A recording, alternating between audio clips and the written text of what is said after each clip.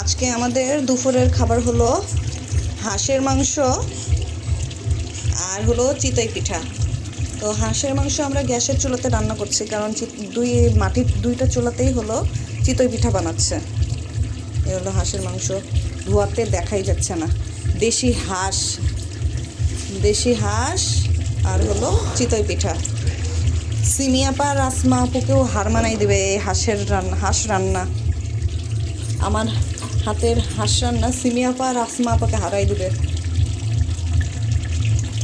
এই যে আর চিতই পিঠা হলো চুলোতে হচ্ছে।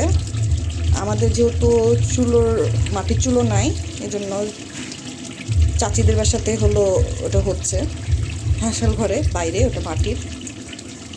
আর এই যে মাটির হাঁসেল ঘরে চিতই পিঠা বানানো হচ্ছে। এই যে আমাদের চিতই পিঠা আর হলো দুপুরে হলো চিতই পিঠা আর হাঁসের মাংস। এই যে মাটির হলো খোলা বলে না, মাটির খোলাতে। এই যে আজকে মজা হবে। কি কখন উঠাবেন? এখনই উঠাই দেবেন? হয়ে গেছে এটা। গরম গরম চিতই পিঠা আর হাঁসের মাংস।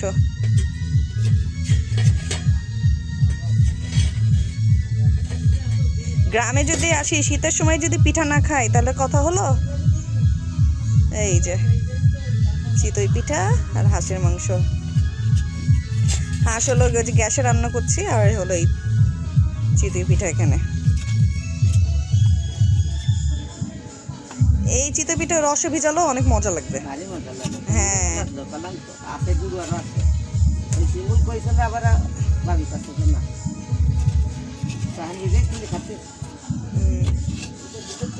হ্যাঁ, এই যে চিতই পিঠা।